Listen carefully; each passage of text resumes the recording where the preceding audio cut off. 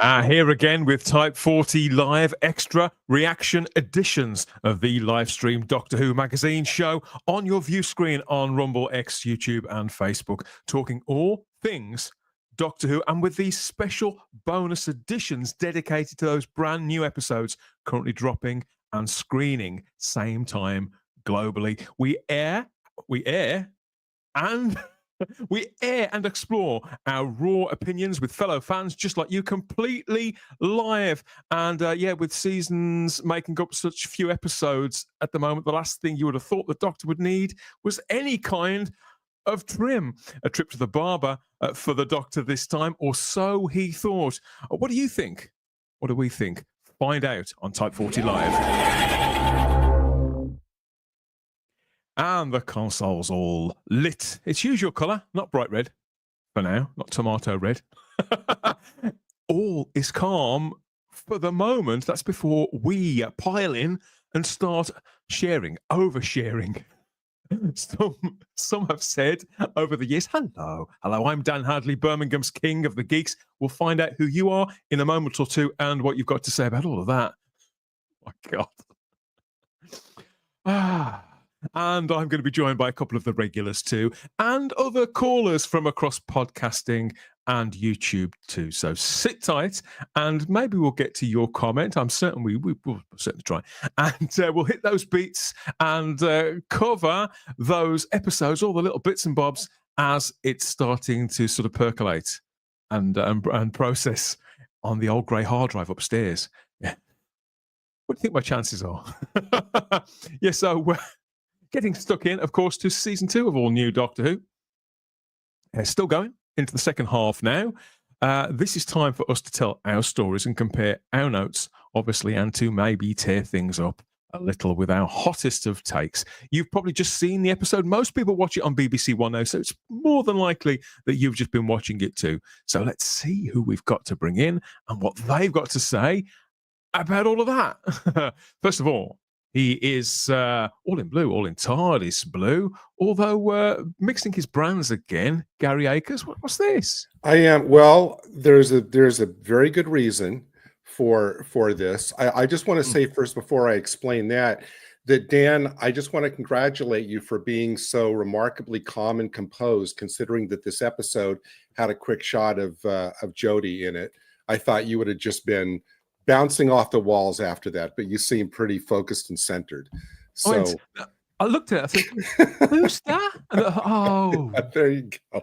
Yeah, every time you forget that it was a thing and that actually happened, and they did cast Jodie Whittaker to play Doctor Who. It's like, oh, God. When I was watching that, I'm not kidding. When I was watching that, when they first showed that, my instant thought was, oh, Dan's going to love that.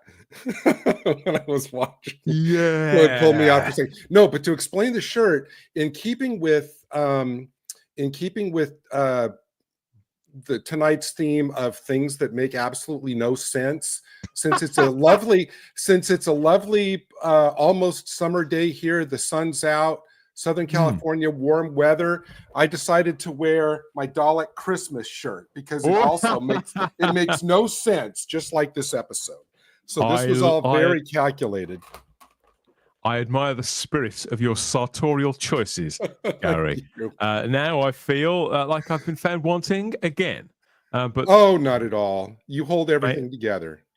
Maybe Charlotte Shields will come in and trump us all here. Let's see what she's wearing. Hi, Charlotte. I buy the most boring stuff. You know this. I have my white background and my nothing. Oh, you look great. Hi, Charlotte. Hello, welcome back. Had a good day. How's the rest of your day? The rest of the day was good. In my lesson, I was better at roundabouts today, which I've been working on. So that was good. 10 to 2 and all that jazz. Yeah. Charlotte is learning to drive, everybody. Yeah, and to be fair, and it can't be as bad as a couple of weeks ago, I did hit a bird. So I've already had that sort of... with wings, like a bird. Yeah, a pheasant literally walked out into the road while I was driving down, so I couldn't stop. So I hit, and then the guy, my instructor, was like, "You did the right thing, but it's not nice. Are you all right?" A pheasant? Where were you? Blenheim Palace or somewhere? No, I live in the country. Well, it's sort I of. always I live forget in a little village, and around me is lots of countryside. So I was driving on country roads. Oh, that sounds Well, great. it could have been worse. You could have hit one of these. That's true. I wouldn't probably still be here if that happened. And although we're not getting into the episode quite yet, I have to say that, although he's not here, how right was Simon Horton, and how frigging stupid was it to put that shot in the trailer? My Yep. God, I can't believe they did it. Well, we'll get into this more, but when the reveal happened of what it was, it makes sense why we got an explosion. But I thought, well, surely this would be. They wouldn't possibly blow such a big moment like that in every trailer for the season. But because that spider was impressive, it looked great on screen. It looked like something from one of the sort of Godzilla and Kong kind of movies, Yep. Yeah. I kept thinking back to Thursday's show where Charlotte says, "No, it's going to be make you think one thing, but actually be another," and it might like earlier in that. What's wrong? The more the episode went on, I thought, wait, what about Charlotte's prediction? I was actually thinking that. That's how invested in this I was. I was actually thinking about Thursday's show. So obviously Simon was his instincts were correct, as were the instincts of a great many of our regular panelists who aren't watching. I think so. We're going to be taking your questions, your comments, your observations, and your general sort of mood later on as well, because we're still sort of processing these episodes. Of course we are. And you're entitled to change your mind. I think I change my mind about Doctor Who all the time. So these instant reactions are really just literally taking the pulse of the average fan in the afterglow of a brand new episode of Doctor Who here with us at Type 40 Live. So yes, get your reviews ready. I see we've got comments already, so we better get stuck into everything sooner rather than later. Just the spider. Yes, so at least there wasn't any of this time, really. There wasn't too much sort of awkwardness and pensive looks. There was a lot of talk from everyone this time, but quite what the fandom's going to make of this, I have no idea. I mean, we are into the second half of the season now, guys. This is where the stakes, the tension, and the sense of occasion should start building to that final week, isn't it? I used to get so excited watching the series in the noughties and well into the Moffat era too. When you know that something spectacular is just a few weeks away. I'm not sensing that anywhere this time, though. I don't know if the nature of event television has changed. Whether Doctor Who even counts as event television anymore. Sincerely, with the kind of figures it's pulling in, I don't really think it can lay any serious claim to that. But it's a curious thing, isn't it? You think, well, is it because everybody watches at different times now, or is it simply the fact that this is just too poor to register on that kind of Richter scale? Charlotte, are you aware of anybody talking about the series in broader circles? Because we're now 5 weeks in, I have not heard a dicky bird from anybody. No, and I thought of during the day, because it drops during the day. Like, I keep an eye when I'm online to see if it's like trending or if there's like that sort of just natural online talk with the nature of the drop now. And like the last couple of weeks, it's been crickets. And I think the problem is, you're right, the series right now should be building. It should be setting up. Yep. It should be saying, here's like on the horizon, we should be seeing what's going to happen, possibly not fully yet, but something. And I feel like the last 2 episodes, bar just Conrad being the only thing that I think is going to carry over, nothing's been built up. And honestly, I feel like Belinda has sort of been left to have nothing as a character now to do. Yeah. Like last episode, I know it was a Dr. Light, but you still could have had Belinda in it. There was no reason for her not to feature more heavily in it. But she had like a couple of scenes, and then here she had one scene to say, "Get me home," which even I'm starting to get fed up of that now. Yeah. And that was her first words. for the rest of it. Like, what was the point of Belinda in this episode? Yeah. You could say. Honestly. So this is Belinda light as well. So it's technically 2 weeks light on Belinda, which, it doesn't go down very well with me. She's pretty much the only reason why I'm watching now. So yes, this is episode 5 we're talking about tonight. Screened on BBC One from 7:10 earlier. Saturday, the 3rd of May, 2025. We're going to be comparing the mental notes that we've managed to pin down over the last however long it's been since we've watched it on this, our very own after show to Doctor Who. Type 40 Live are unleashed. But yeah, the episode dropped as ever on the iPlayer and Disney Plus globally at the same time, simultaneously. But for us in Britain, it was sort of 8 o'clock in the morning, and wherever you were, obviously that's very, very different. And then on BBC One in its traditional home. We're going to get stuck into a brand new episode of Doctor Who. Can't wait to see what you all thought about that, whether you made any sense of it at all, really. See if you can make some sense of this. The Type 40 Live Doctor Who podcast is up across all major podcatchers. So if you're not sick of seeing us plastered all over your screen and rabbiting on for hours on end live, you can get the podcast there too, and check out the back catalogue even of reviews, previews, interviews, geek outs, and deep dives. You can get that at all major podcatchers or at our home feed at type40.podbean.com. And not just that, if you're new to the channel, you want to catch up on some of the earlier live streams, such as our 2-prong coverage of the world from a couple of weeks ago. I think that was the last time we all had fun. Really, really got into the weeds there with that. So we did our review of Midnight, a reminder really of the episode, and then I bled very well into our instant reaction of the world just a couple of days after that. Makes a nice little package of content, I thought. And as if that wasn't enough, we break it all up into segments for you to give you some of our greatest moments there, or just stuff that we think that people might want to see again, or in a different form. So there's our predictions for 2025. Some of those still stand. I'm not quite. Some of them have fallen quite hard, but some of them still stand. So you can go and get all of that and hold us to task there for the rest of the year. And there's that fabulous long-form diary as well with Simon Horton on the original Doctor Who cancellation crisis, which was practically right at the start. So yeah, knock yourselves out with all of that. But this is Type 40 Live on Rumble, X, YouTube, and Facebook on Saturday. As of time of recording, you could be playing us back at a later date. And where is this gonna go? Will it be all tears or all smiles, or we better get him in now? We know we can rely on Tom. He'll be all over that, absolutely. Okay, and yeah, we want to know what you think of it all as well. Are you seeing red like Belinda was? Heaven knows what all that was about. I was like, maybe we'll cover it, maybe we won't. Okay, suppose we've held off long enough, haven't we? Yeah. Oh. This is Lord President Rassilon. Due to the interference of that idiot renegade, the Doctor, the universe is collapsing.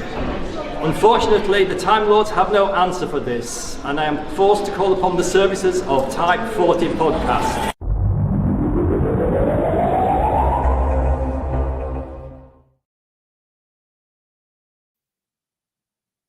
Yes, please excuse us, Lord President. We've all been watching the box. Well, some of us have been anyway. Watching Doctor Who, brand new Doctor Who on the telly there with the new old neon pinky diamond logo that's still in all the promo. And that's an overarching story to try to get Belinda Chandra home. It doesn't seem quite as urgent as it was weeks ago, does it? It's not pressing. It's like they're treading water for a few more weeks. But this has been the story and the engine this time. And here's the synopsis. In Lagos, the mysterious barber reigns supreme. The Doctor discovers a world where stories have power, but can he stop the spider and its deadly web of revenge? This is written by Inua Ellams. There he is in his it looks like a scout, doesn't he, with these things? I wonder if that was the badge was for tying knots or something. Maybe get to try to ask him about that. And the director was Michaela McPherson. Producers were Vicky Dello and Chris May, as ever. So and in Inua, he was actually in the episode. That was him. There he was. I'm not sure what he's holding. You shouldn't be squeezing their mate on the first date. No. There he was playing a sort of street trader, I think it was, with these various screens and fruit and veg and all sorts of stuff behind him. He looked very pleased with himself. I'm not sure he's got any real right to be. We'll cover it all as we get into the episode. So, yeah, here we are. The story and the engine, an intriguing title, some arresting imagery in those trailers as well. I was really looking forward to this. A good episode of Doctor Who can really set you buzzing. A bad episode can send you to bed with a sort of a headache almost, reaching for the pills from Matron. But where were you between those two poles, Charlotte? You know, have you enjoyed this one or not?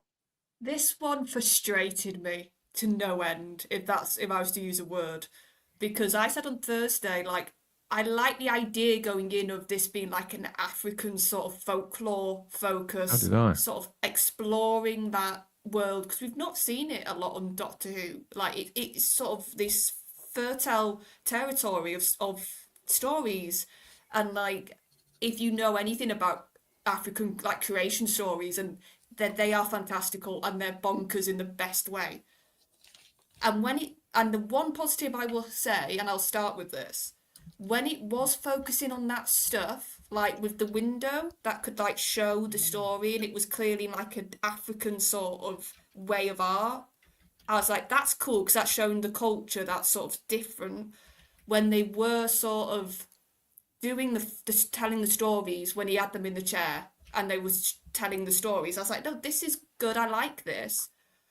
And then the plot happened and it just fell to bits. That's where my frustration came in. What? There's a plot to this. Well, that's the problem. The best analogy I can have, it felt like I'd come to a play in Act 2 by accident and I'd missed the first act. Because so much of the story here was reliant on back history we have not seen. The fact that the doctor knew this barber, the first guy, not the evil one, that he was a great friend of his, that he'd saved him as a kid. This idea of him going to the barbers quite a few times is the sort of, he talks about how he loves the place and how it feels like sort of family to him.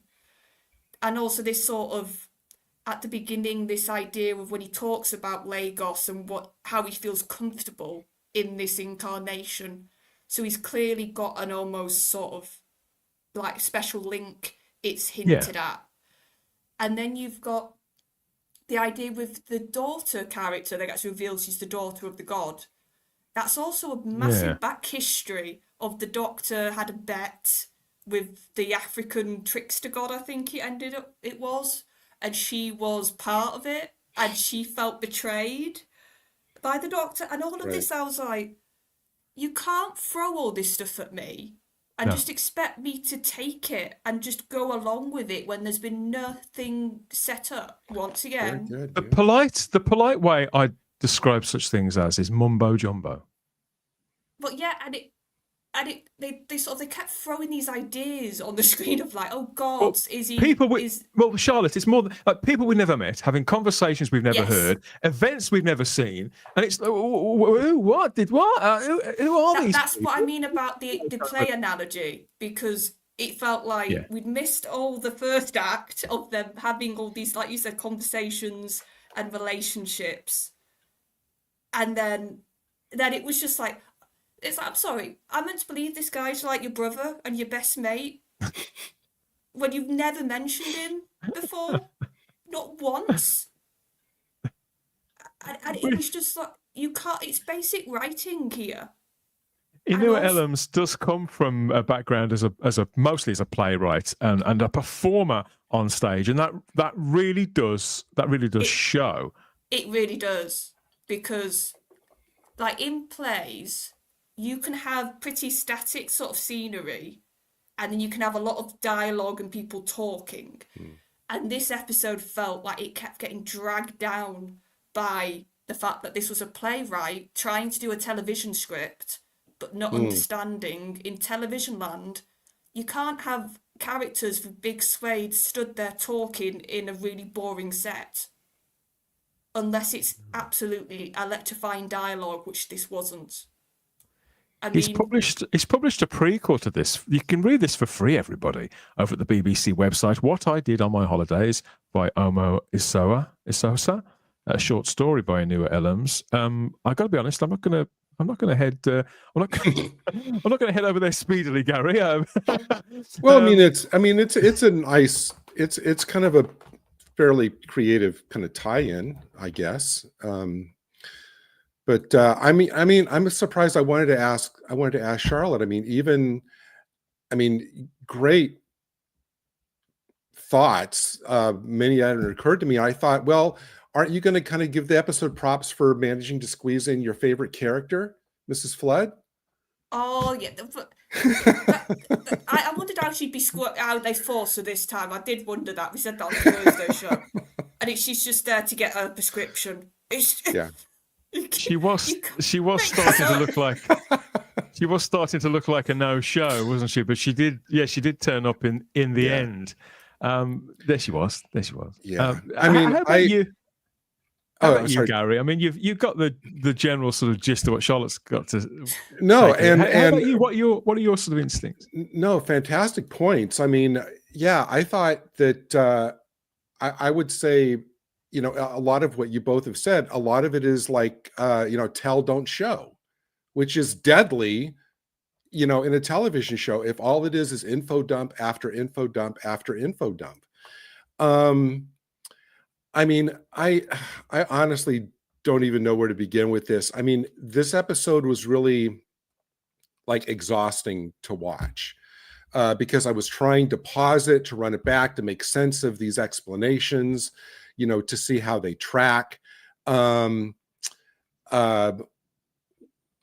again, I don't for 1 second buy Ncuti as the Doctor, and I realized while I was listening to Charlotte's analysis that it's because of how much every week they have to contort the basic character of the Doctor to fit into whatever that week's narrative is. And I'm just tired of that. It was more so than ever here, I feel, Gary. Yeah. God, that opening in the TARDIS. That was so, like you said, Gary, contorted. Well, it was nice to see an intimate moment between these two actors because they've got such natural chemistry between them. And I do believe that she has lifted him considerably.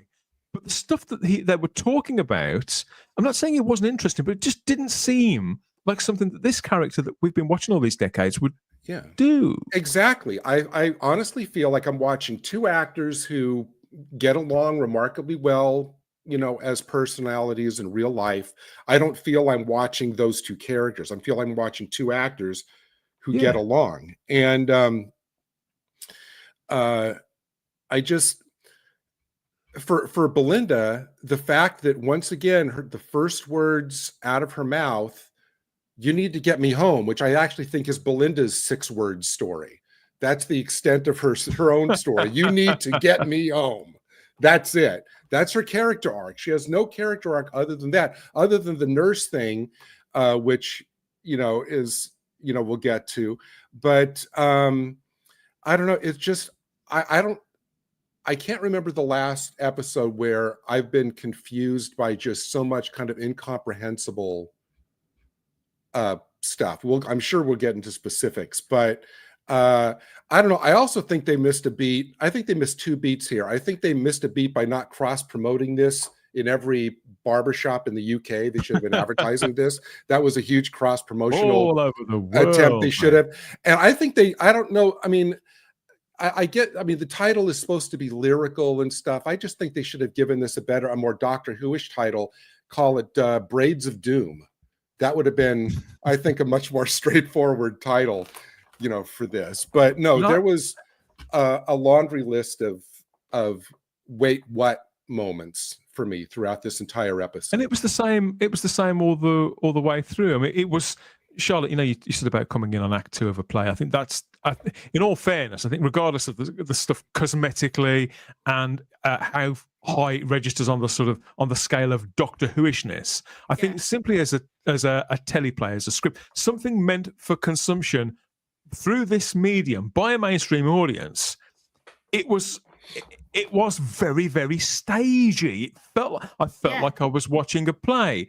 I at no point in this did I believe for a single moment that we were in Nigeria. Never once. But if the camera had pulled back and we were on some stage in a small art house theatre, I could have probably have believed that. And because the plot was, well, the story was a load of old bollocks. Let's be honest. This was incomprehensible bollocks. Then you've got your characters that we don't know, a doctor that we barely recognise, a companion who's off in a bright red TARDIS, which one minute it seems to be the complete disaster area, next moment everything's fine. I'm amazed that I managed to remain conscious throughout this. I think 25, 30 minutes in, I was bored silly. We're trying to keep track, Charlotte, of what people were saying to one another, as you were saying, Gary, and who was related to who, had done what and said what to who. And these guys who'd gone missing, who the hell were they? I still don't know. I don't know any of these fellas' names. That's the thing, like, they had like one line of dialogue each to say like, "Oh, I was going to be an athlete." One of them, I was waiting for family, like a baby, I think, and this is the weird thing that I felt watching it. I was like, if there's ever usually a good setting for characters in this show, it's when you have a very confined space.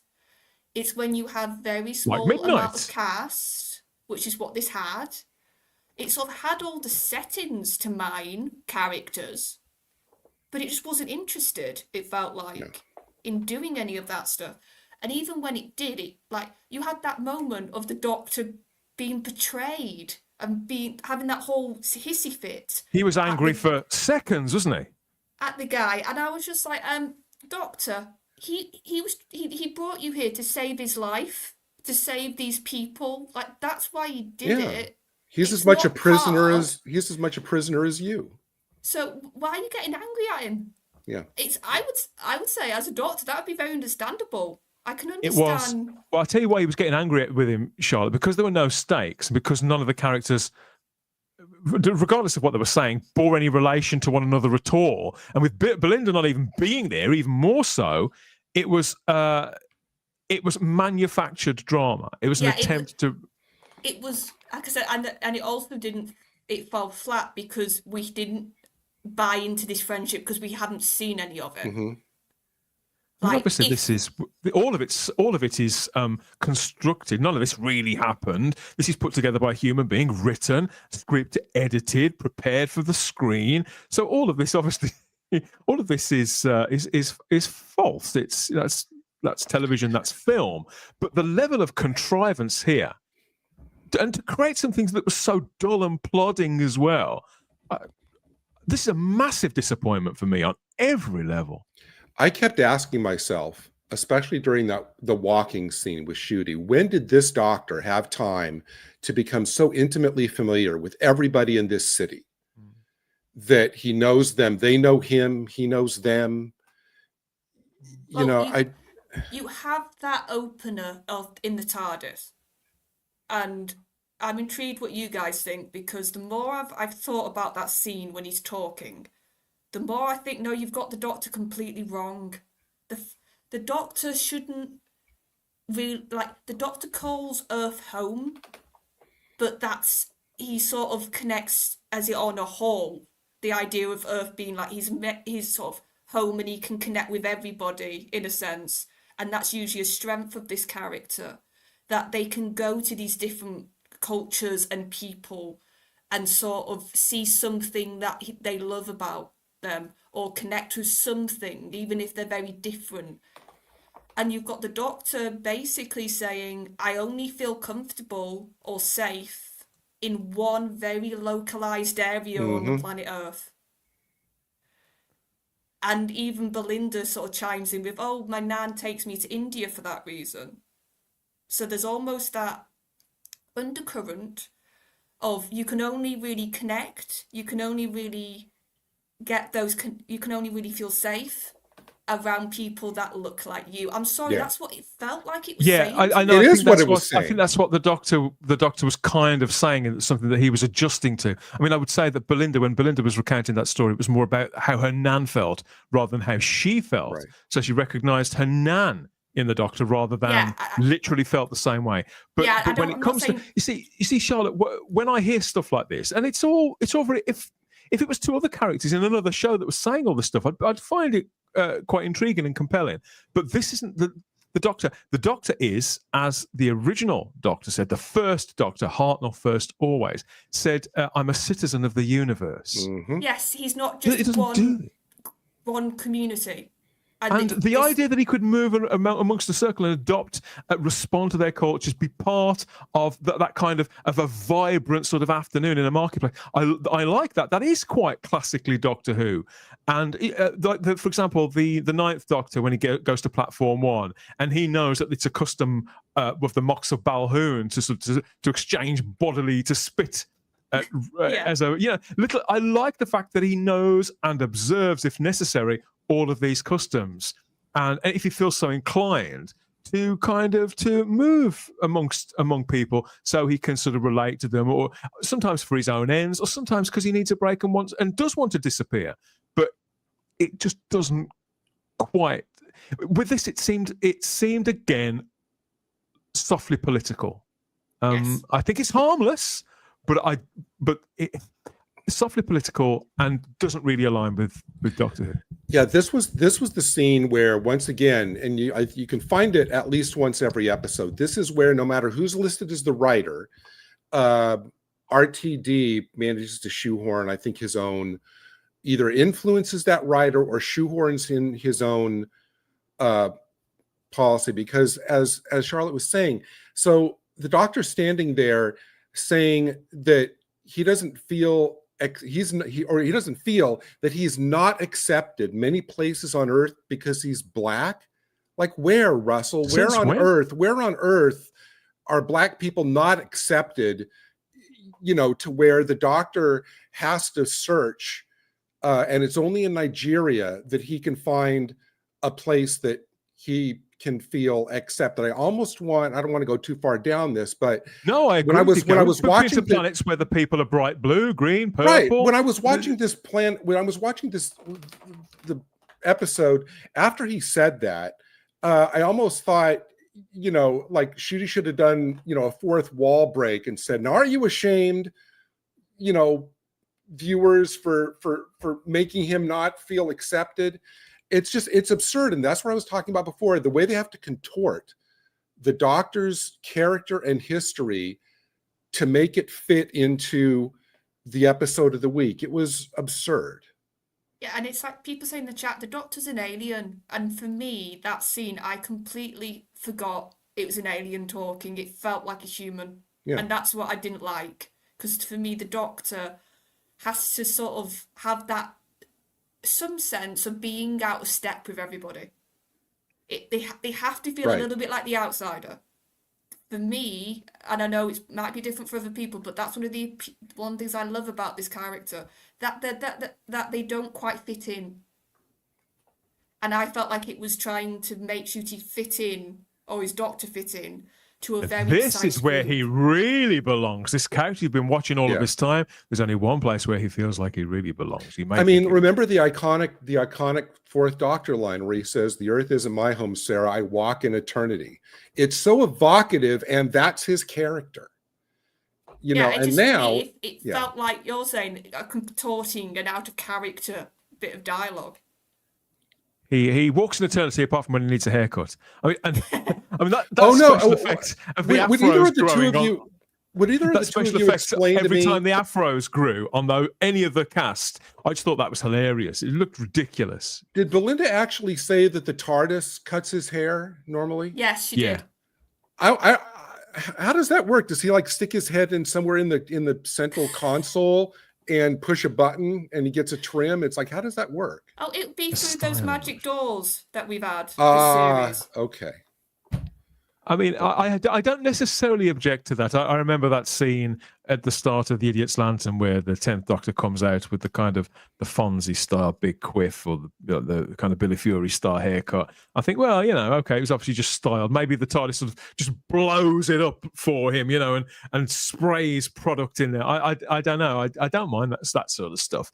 But did it feel to either of you harmless. that there was a lot that was cut from this episode?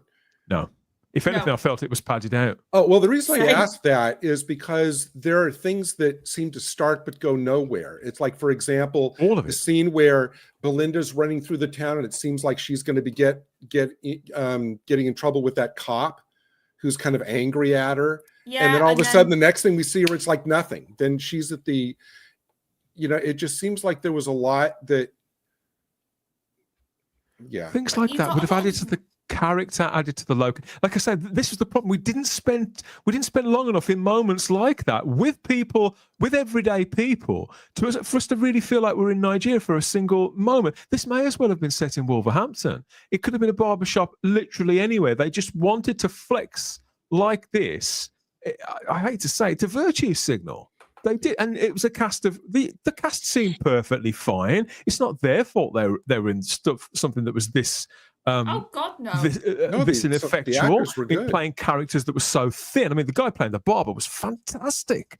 So much charisma, and the girl, Nancy's daughter, or I still don't even know what, but she was great. Great face, and every time she spoke, you thought, oh, this sounds like it should be important, but I don't know what she's talking about either. So maybe if I keep watching for long enough, this is gonna start connecting, but it never did. And I by the end of it, I was watching the clock. Actually, no, I was watching the clock after about 25 minutes max. Yeah, and it's like, the thing that I was just like, you've got that spider. Like, you've got that absolutely gorgeous designed monster, and you hardly see it on screen. I'm like, what are you playing at? That is art. That is a piece of art on screen that you should, at every opportunity, be showing that off. And it felt like they did it for like 2 scenes at most before it got blown up. And like the idea of the web, like that looked quite beautiful. And it was just like, it was like whenever this started to touch anything sci-fi or anything that wasn't, like you said, a play or straight drama, it couldn't stay there for long. It had to go back. Like you said, we could have had the markets, we could have had the full-blown Lagos exploration here.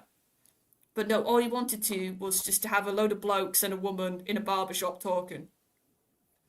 Since you brought up the premise, we talked about Midnight a few weeks ago, Gary, at length. And again, similar people in an isolated environment. There's kind of this history between some of them, but not all of them. Relationships sort of get picked up and put down. All that stuff works. Doctor Who can do that, to get very quiet and very intimate. And this was very intimate. Most of these guys, I mean, I still don't know who any of these people were, but through most of it, everybody seemed like they were mumbling to one another to me. And so I was still, what did he say? Well, I didn't quite catch that. And obviously some of the accents were also thicker than others. We got the Doctor kind of affecting a certain accent and using certain colloquialisms as well. I don't mind any of that either. But I couldn't quite work out what everybody was saying sometimes because they were mumbling so much. And that can work, but it doesn't work when your composer's Murray Gold and he's really and he's got it sort of turned up to 11 when that was absolutely happening here as well. So you got all the folklore stuff that you're talking about, Charlotte, that we didn't stay in one place long enough to really take in. You've got characters that we couldn't connect with. We can't hear them half the time. It's a massive missed opportunity. And really, this wasn't fit for purpose. I mean, it's got Chris Chibnall's fingerprints all over this. The last episode I remember watching that made me feel similar to this, I don't like saying this, but it was probably The Eaters of Light all the way back in 2017. That also hinged a lot. This was written by Ronan Munro, wasn't it? So, and I get the impression that Stephen Moffat, I mean, he courted her, didn't he? Bring her back to the show. And I wouldn't say he let her do exactly whatever she wanted, but she was allowed to,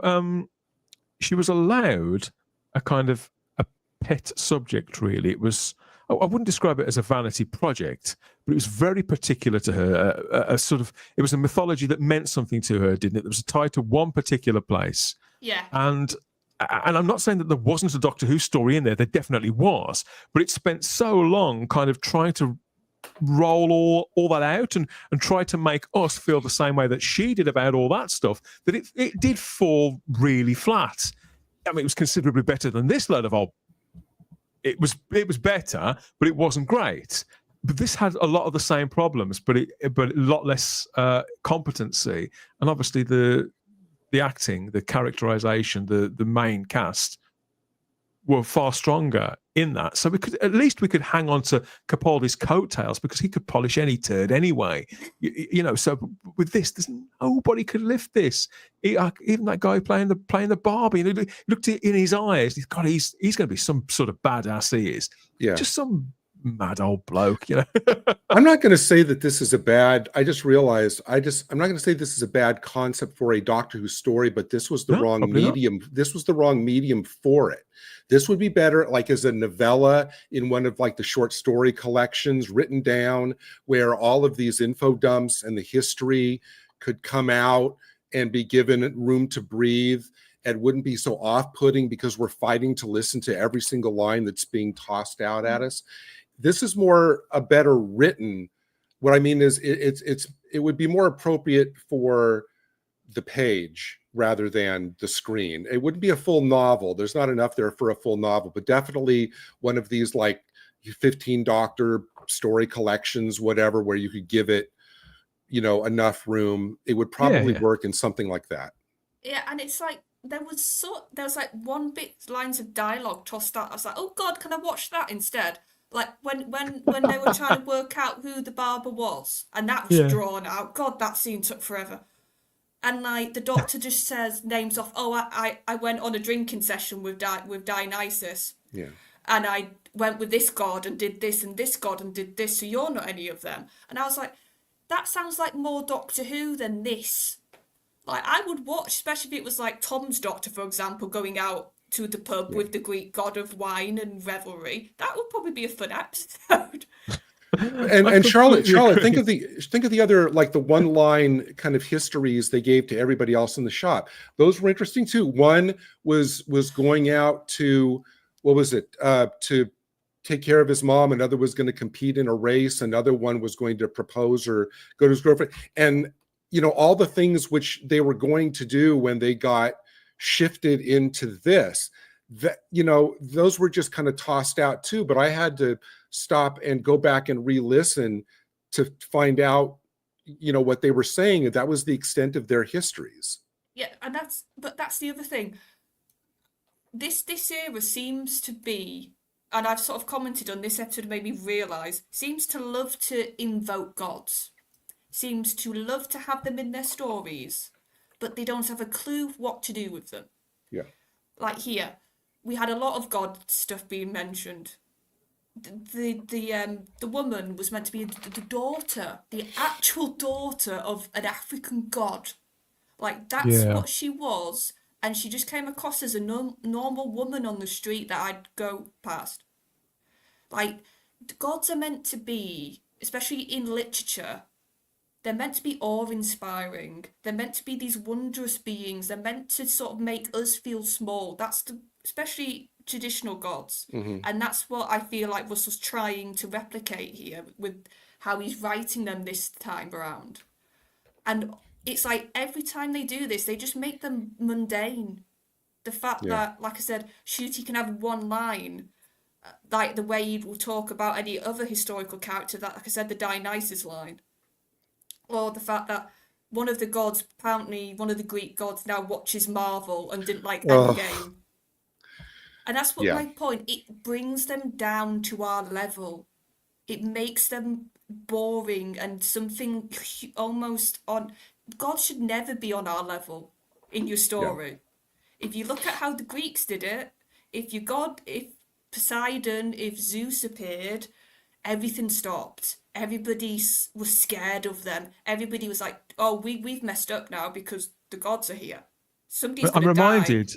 You're talking about sort of forces of nature, if not gods, forces of nature that are beyond our understanding, our control, and we are kind of not, if not prey to them, we are seen as less than insects to them. Yeah, and the episode that it reminds me of in that respect would be Father's Day, where they're all stuck in the church, and obviously they've got the bride and the groom, you've got the various members of the family. It's like, oh, well, we met here, we met there. They just start having conversations that anybody can relate to.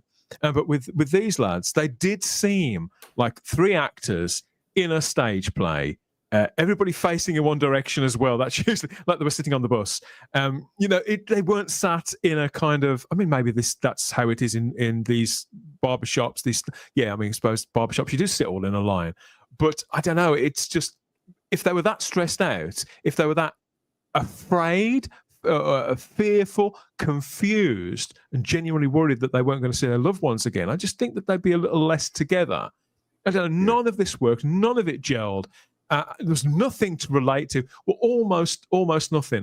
The one sort of moment that I did think was affecting was the scene played out on the window where the doctor's telling a story. I mean, that window stuff, it's ridiculous to me, but whatever, I'll go with it. So that happens, and he tells a story about Belinda, and this was the only actually affecting drama at all. That short interlude, that tale about Belinda at work that night, staying on to save that old bat's life, and then the one that she brings the flower.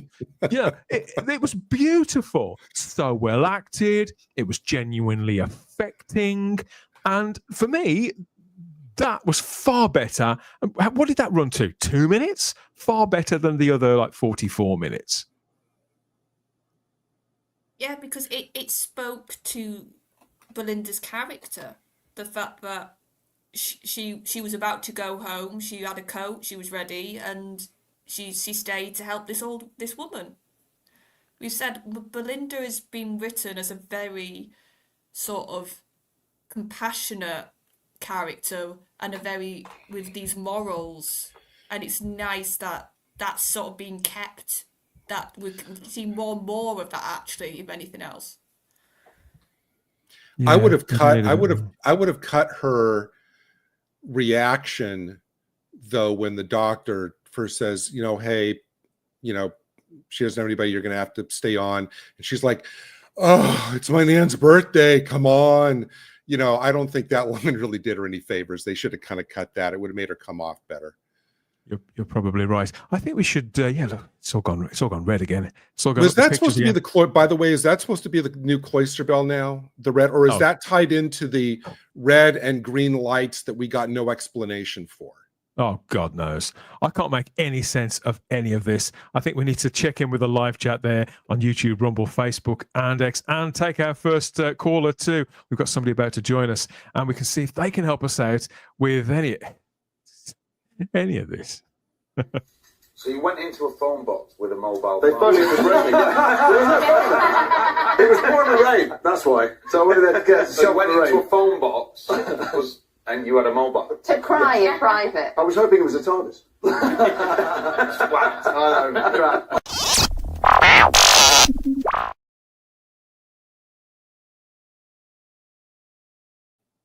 Yeah, we're picking our way through another load of old horse shit transmitted on BBC One tonight and streaming globally on Disney Plus and iPlayer with our friends in the live chat and our panel of Doctor Who pundits. Okay, so we're about to swell the ranks in the nicest possible way with our friend from across YouTube here, a hot foot from his own instant reaction, I think. We are joined by the one and only Svi Lebetkin, Rabbi from another planet. Yes, I do like to swell things and increase the girth when I arrive. How are you, sir? So I was saying that thing before I came on saying, how is it Dan is like what is he's going to like about tonight's episode that I'm not going to understand, right? Apparently nothing, right? Apparently nothing. Okay. Fundamental DNA of Doctor Who is it needs to be British. It needs to have some kind of tether to being British. This had no tether. This is like an African reboot of Doctor Who, which I couldn't really tell if it was good or not, but it was. They had good qualities to it. I liked the villain. I thought he was very good. It was great. The story was overwritten and underwritten at the same time. Very confusing, very hard to follow. Right? Just culturally incomprehensible. I'm like, there's nothing for me to relate to whatsoever. It's didn't really make much sense generally. Like, did you notice that Verada see-through suddenly she was in the TARDIS, then she wasn't? Yeah, like you never saw her leave the TARDIS. It was like, what? What's going on? And so the scripts needed her to be somewhere else on the next page, so she was. No, I reckon that's good. Do you think that's got to be a plot point for the finale or something? The thing is, you could be right. You could be right, mate. And in past eras, seasons, maybe even 2 or 3 weeks ago, I might have cared. I'm now at a point where if they don't give a shit, why should I? Yeah, I get it. So yeah, again, this was I just there's no real connective tissue between this and Doctor Who, right? It just can't. I was trying to think, how could you do a really African episode like this? And I thought maybe you had like David Tennant. He entered like the African subconscious underworld and became a black Doctor Who, and he wasn't blacked up. There was a black actor, obviously, play him, and then it was like in that very. But then you still got to like have him see David Tennant a couple of times to tether you to Doctor Who, which you weren't whatsoever. I don't understand how this is any more complicated than the Doctor goes to Paris and City of Death, Doctor goes to Amsterdam, Doctor goes to Seville. No. This is a cultural homage. That's the other thing. The barbershop idea would have worked if they had built it up all through his tenure. Like in the first episode, he's like, my head is cut, and he goes to boom. And it was there often. And now it's a peril. Then you have stakes at last. It matters. Couldn't care less about any of these people. Like, just not. There could have been, Rabbi, there could have been little moments throughout the last 2 seasons, similar to McCoy's scene in the cafe with that guy in Remembrance of the Daleks. Just little moments here and there. And then when it turns out that, oh, fucking hell, this barber is a wrong un, then you think, whoa, that's got some momentum. That's got some weight to it. But it's just... I had no idea who the woman was. And then, like, and then she was... At the beginning, he says he's the first black Doctor. Yeah, and then I'm not the only one that's picked that up then. No, I picked it up at the time. I thought, well, this means there that No, but like I said, I don't care. What should I? The way they're writing it now, okay, to understand how the Fugitive Doctor works and Jodie and all the things, none of it makes sense. It's a mystery. That's literally how they see it now, right? The problem is, by him saying that line and then having the Fugitive Doctor. I know. Yes. What do you want to tell me? Okay. Well, before we get to some comments, obviously, I suppose you could say this is the elephant in the room. Sorry, Joe, but no, I mean figuratively, the elephant in the room. I suppose it was going to be the case of who was going to be the first to mention Joe Martin appearing very fleetingly, as if you. Why are we still fucking doing this? This woman hasn't been on screen in this part for 2.5 years. No one remembers. No one remembers, and of at least 75% of the people who remember, they don't care about this character. It doesn't work. It never worked. Leave it. Allow this woman a little bit of dignity. Let her go off to Big Finish and record those audios. There might be a chance of growing a bit of an audience there. For putting this character on screen, it's just more mumbo jumbo. This is all she ever does. Every couple of years, turns up, looks weirdly into the middle distance, says something kind of enigmatic, then fucks up again for however long. It's just not worth it. None of this is worth it. If they'd have put Paul McGann in that scene or anybody else, maybe, but really, literally any Alf Garner, and you can put anywhere in there at that point. Look, this is desperately trying to say this awful idea didn't fail. It failed. And the more they scream it didn't fail, I mean, have you noticed, like, people are, you have people who don't like Donald Trump, and people who don't mind him, don't think about him. Then you got, like, people, then you have people who are super, they are obsessed about him constantly, right? And their blood boils at every thought of him. and they're getting crazier and crazier by the minute. So people like this, who normally the same people as it happens. So people who say this is good. It did nothing about this ever worked. Nobody wanted it. Nobody cared.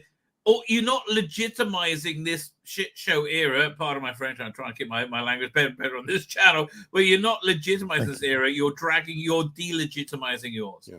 Right? It's like decanonized instantly when she shows up. After this scene was over, I thought, well, okay, if they're going to have to do a flashback scene, which basically this was kind of like a real-time flashback. It was barely even a scene, was it? It's like, I thought, she's really, since this is kind of like a no whites allowed episode, I mean, she was really the only kind of like quote unquote doctor they could bring in.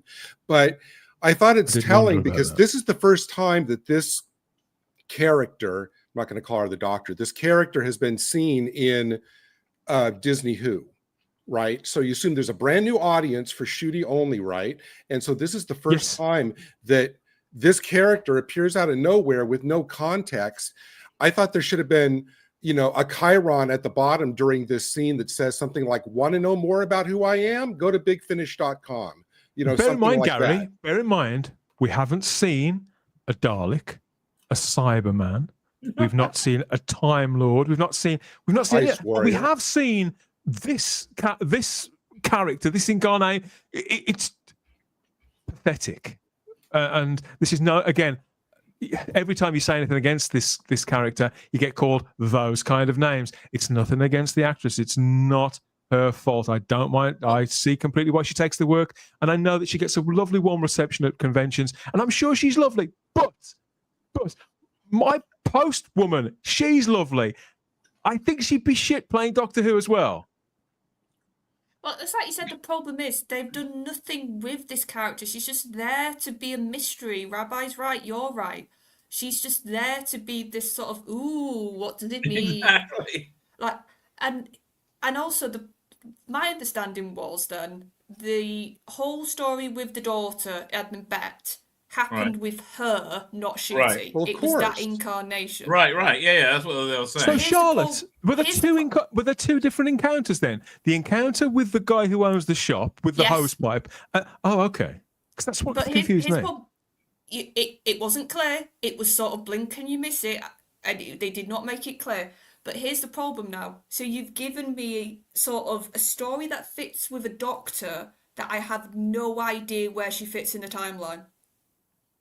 They still haven't come out and said if she's pre-Hartnell, somewhere in the middle of the classic run, whether she's a future doctor. They've not put her anywhere. They're never going to.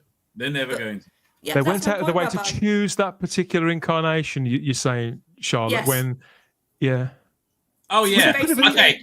My imagination is Pete Mateague is in production office. Oh, you know what we can do? I've got Joe Martin on my phone. We can get her in to do a scene. I bet that's how it happened, right? Something Rabbi, like that. I did wonder, is the reason why they keep getting this woman in, this actress in to reprise this role, there's nothing sort of romanticized about it or any real connection with it. It's simply the fact that all the others are either dead or working, and she's the only other option. Is it? Okay, Peter Davison shows up for anything. Well, you could. I mean, if you're being really creative, for a ham sandwich. Okay, that is easy. If you were being really creative, you could show us a glimpse at a doctor that we've never seen before, Charlotte. Just imagine. Oh, that'd be fun. There you go. Make it happen. No, but this is my point. We've been given now a story, a doctor encounter, a doctor story that's not been seen with a doctor. I can't tell you where on earth I would place her. It's just it doesn't make sense to do it in that way. No one cares. And what would viewers of Shooty Doctor Who only, what would they make of this scene? They wouldn't. It would be incomprehensible. Yeah, they wouldn't have the faintest idea who there that aren't was. any of them, so it doesn't matter. And again, Dan, I want something you said a while back. You said that you kind of mentally tuned out after what, 25 minutes in? Yeah, me too. Because by then, that's when you start getting all the gobbledygook explanations. It's like, by the end of it, I'm going, okay, how exactly did this human, because the barber is human, how exactly did this human create a Nexus engine and turn a Nigerian barbershop into an interdimensional gateway on the back of a giant spider by telling stories. It's like, what? And then he supposedly wrote down all the stories, and that's what made the gods of all the mythologies, including Loki and Anansi. And then you can destroying the gods would destroy all stories, but then pulling wires out of a machine would stop it from destroying all the gods. It's like, what? I don't know. And also, the machine can be stopped by just showing a load of clips of Doctor Who. Well, no, it did get broken when Jodie showed up. In all fairness, maybe they were. Maybe they were. When everybody needs my help, That was Dan's favorite scene, Rabbi. Maybe they were channel hopping. It was, they could have caught all creatures great and small or something like that. I mean, the thing is, while all that was going on as well, and this is why. I mean, usually I'd have probably kicked off about the fugitive doctor thing, but I'd heard and seen so much that didn't make any sense. Yeah, why not? Go, yeah, bring it. Whoever, whatever. You know, I couldn't care. You're at the nothing matters stage, right? You're at that's really you're like is nothing shit. matters. Who cares, right? So I can't believe, Rabbi. Shame on Russell T Davies for allowing this to go to the screen as well, particularly in this form, because it's not fit to be put on primetime TV. No, again, these are, and it's no reflection on the writer. I didn't think he's got terrible direction. I agree. There was some really interesting, good ideas in here, right? But yeah, I just think it's. I'm sure that this guy Gary.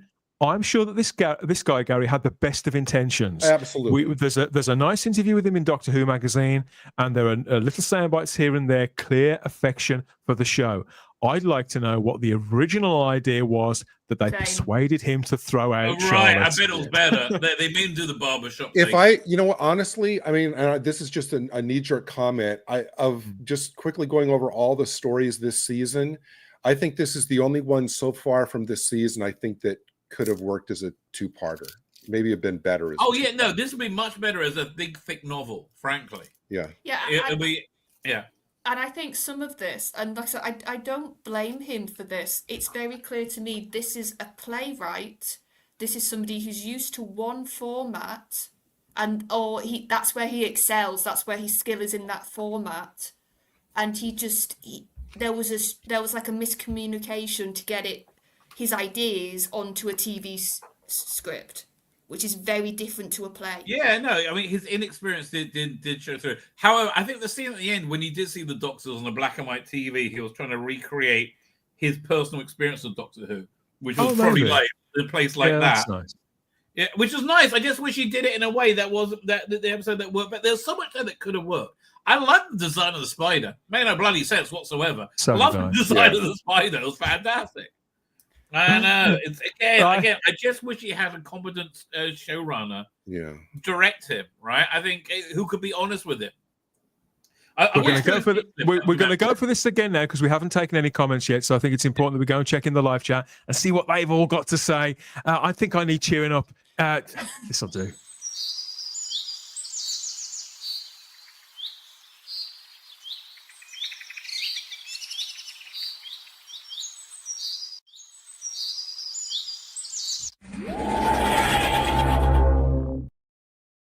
I'm surprised you held off so long with that. Yes. I feel a little bit better, perversely. That video's going to be worn out by the time you finish it this season. I haven't played it for a couple of weeks. I've been. Yes, well, those days are over, baby. Thank you, everybody, for being so patient there on YouTube, Rumble, Facebook, and X.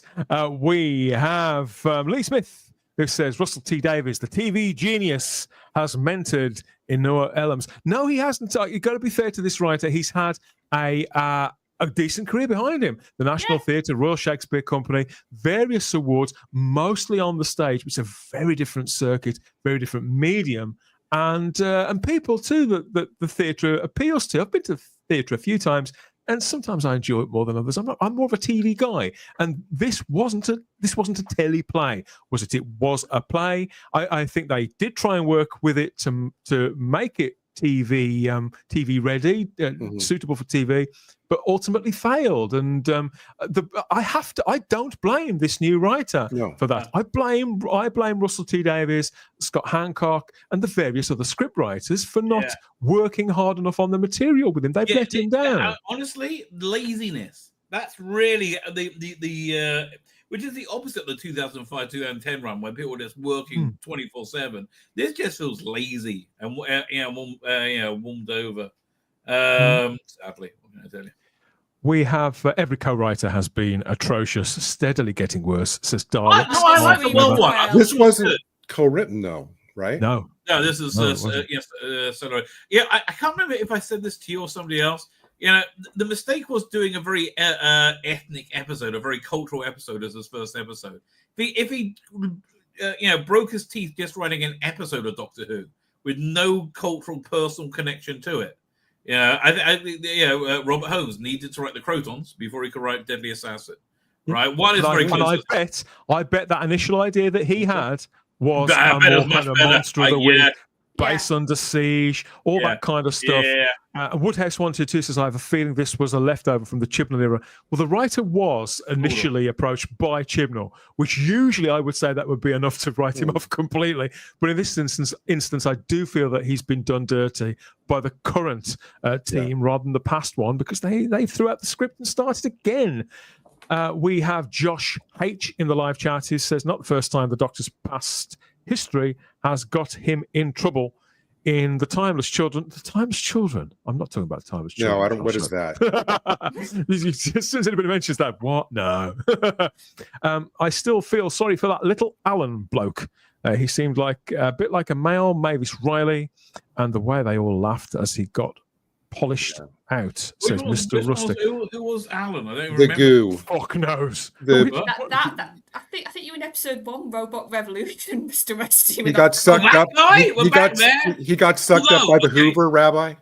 Sorry? He got sucked up by the little Hoover at the end. I vaguely remember. That's Alan. I have to stress, everybody in the live chat there, I have to stress, we have to stay on topic with this. This is an instant reaction to this episode of Doctor Who. We're not talking about earlier episodes. We're not talking about the ratings. They haven't been revealed yet. We are talking about this episode of Doctor Who. So please keep the comments on topic so they don't throw us off there, because we do our best, but we've had quite an addled day, as you could probably tell. All four of us are like, oh God.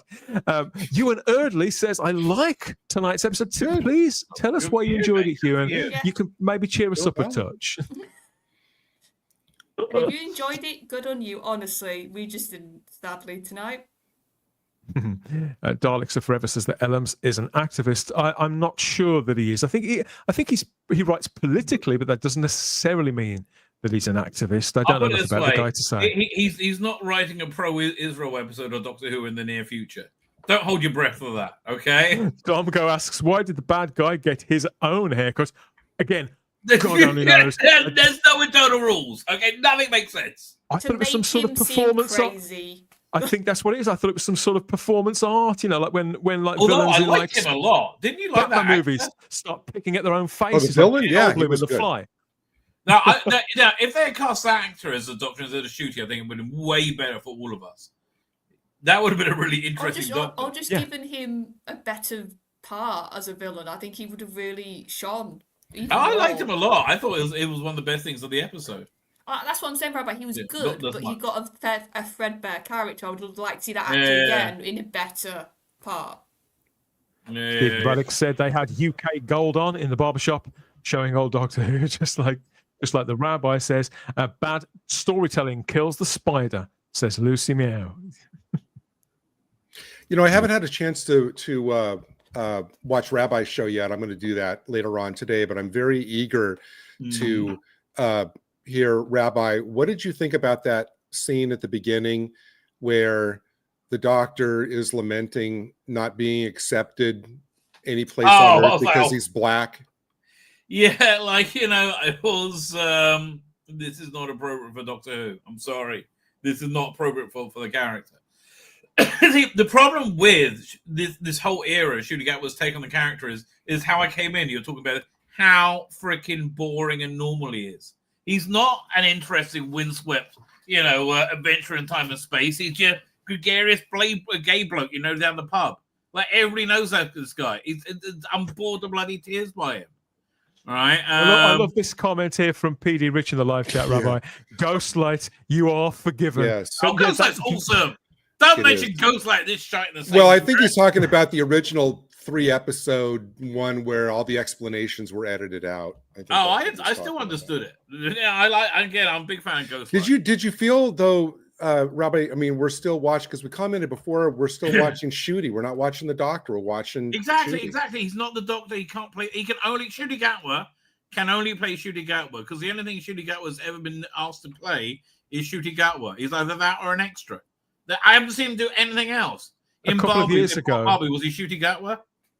A couple of years ago, has it been? It probably hasn't been that long, but I think we speculated at the beginning of his tenure, Charlotte, what was happening here was Shooty Gatwa, like all the actors before him, with the exception of her. Or has Shooty Gatwa, is he becoming the Doctor? You know, melding with the character and becoming the Doctor, or is the Doctor becoming Shooty Gatwa? Yeah. I think we now know. We now have an absolute answer to that question, don't we? Yeah, and it's sort of, it's like here they tried to have that moment of him having authority again, and it Doesn't work. Doesn't work. Mate. Like, Although this was the least gay episode. He was the least gay I've ever seen him in this episode. Why? Because African culture and gay culture don't really jive with each other, right? If you're gay in Africa, you're going to end up being, you know, somebody said in my chat, is that Shooty going to regenerate us being thrown off a building by Islamic terrorists? Okay. God. Okay. It's a perfect way to pay for a year rate. We're already shadow banned. It's absolutely fine. I mean, the way I look at it, I did expect them to lean into more the British humour. I expected the Doctor to say at some point something for the weekend. That I thought we might get something like that, but nothing British in this whatsoever. We've got Stephen Braddock says, I never heard Dan so disappointed and annoyed. I'm exactly the same. You want to go back and listen to the podcast where I was reviewing the seasons, series 11 and 12 in particular. They were really tough to get through. Myself and Simon. Help each other for some of those reviews. Oh, when you and I did Flux together. Right? Oh, yeah. God. Yeah. Go asks, why don't they call this wokeness in space and give us Doctor Who back? I'm not sure. I don't think this episode was woke as in finger wagging and all that kind of thing, but the way it was presented to us, and the way that it was framed, again, I wouldn't say it was woke, but I think it was softly political, Charlotte, and I think that the cynic in me is suspicious as to why certain choices were made now, and I think that does Shooty Gatwa a big disservice. It gets in the way of him and a character that he's already struggling to find after the equivalent of 2 years. I think the problem is some of this dialogue, and now a lot of people are picking this up with this series. It was on the nose. It was very clumsy. It was very sort of, here you go, here's my point, again, in bits. And I just think people now are going to see that and get very turned off. I think it's worse than that. I think if anyone's channel surfing and just getting the visual of this episode for more than 10 seconds, they'll be like, oh, leave me alone. Right, bloody Doctor Who, bloody woke again. And they wouldn't even give it a chance just by watching, just by seeing it. Right? You know what we're getting? I think we're getting a season full of, and I think this applies last year too, but this season, I think we're getting a season full of what in earlier years would have been mid-season filler episodes, but now that's the whole season. It's a whole season of mid-season fillers. Yeah, I'm afraid so. I'm reluctant. Again, a couple of years ago, at the same time, they think they're knocking it out the park. A couple of years ago, I'd have been very conscious of this, and I might have softened my views. But I think that Woodhouse's 122 has a point here that anybody who says that they didn't like this are going to be called racists. Oh, it's Dan. Stephen has already, in our chat, has already been called that online because he didn't like the episode, he told me. At one point, that would have been enough. A few years ago, that probably would have been enough to shut me up. I'm now 8-9 years into making content to put my opinions out, and the first couple of times that somebody calls you that, it really does crush you, particularly it crushes you. But after all these years, you think, well, who cares? If I didn't like it, I didn't like it. I can explain why I didn't like it. I can quantify where and how I didn't like it, and I don't need anybody to morally. Plus, anybody calling you a me. racist is invariably a weirdo, right? And they are not on Vogue right now. Usually they're the ones. Usually they're the ones who have this kind of weird idea. They're the ones who see minorities in a particular way. Exactly. I was very interested. To see the photographs from the Bad Wolf rap party a few months ago. Go and have a look, everybody. See if you can spot what I spotted. David Milling. It's not Rusty Davis in blackface, was it? David Milling says, never before did I wish for an unlimited amount of ironing to do. Unblocking the drains would have been more exciting and less full of utter excrement. So David Milling has been filling his day, by the sound of it, with household tasks to take away the pain of this episode of Doctor Who. We've got Philip Roy is in the live chat. And to think that Russell T Davies put his own Africa story on the back burner for this. Space Zulus is coming in season 3. Who David Mullen asks again a question that we keep coming back to: who are they making this show for? Themselves to preen themselves that they're so bloody wonderful. Oh, look at me! I gave a black person a show. I'm such a good person. That's the bottom line of what's going for Rusty Davis' head. Every award that Rosa was submitted for a few years. I'm serious. Every award that Rosa was submitted for a few years ago, that's what this episode's going to be submitted for. I guess so. God. Well, this is way better than Rosa. This at least has I'm just saying, it's like it's a BAFTA grab or whatever the award is. We've got a better pitch here for Mr. Matt. It should have been a Turkish barber. Alien languages, strange vibes, and vapes too. That actually would have been better if he went to a barber shop on an alien planet with a black barber.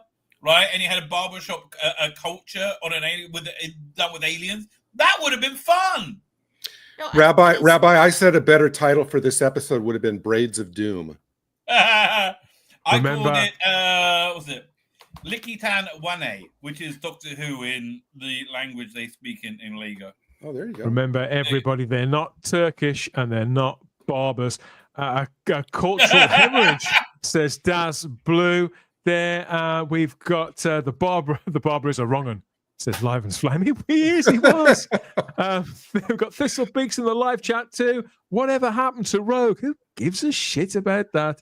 Thank you for the comment, though, Thistle Beaks. I hope you had a nice day. Coming back in the season finale to shit say about any of this. Disney need to hit the ejector seat on this crap ASAP. Well, as our information, again, we've been telling you for months, Disney said by months ago now, efforts are still continuing, as we understand it, to secure a new global streaming home. But, let's face it, would you? We've got... There's a lot of stupid people out there. Apparently, Amazon's top of the list, but let's see what's happened. Let's see. We've got somebody else to bring in a moment or two. And Josh says, I don't mind them setting episodes abroad. It's better than another episode set in the States. Oh, thanks, Josh. But Gary, they've never, when they have gone to America, they have never really, perhaps with the exception of Daleks in Manhattan, The Angels Take Manhattan, they've never really made me feel like I'm there when they do that. You mean it's always a missed opportunity? You didn't feel in the chase like you were on top of the Empire State Building? I felt that. Yeah, that's there you go. See, yeah, I've forgotten that. Rabbi, I know you loved it. Says Domgo. She cried.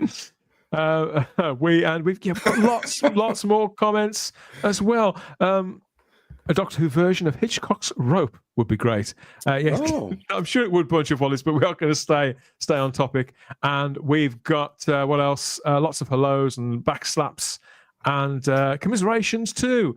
Fans of the chase as well. I bet there are some lovely quarries in the USA, There are. says Mike Disney. Maybe there are. I wonder what the quarries are like in Canada, though. I don't know. I've never been. Have you ever been to Canada, anybody? Yes.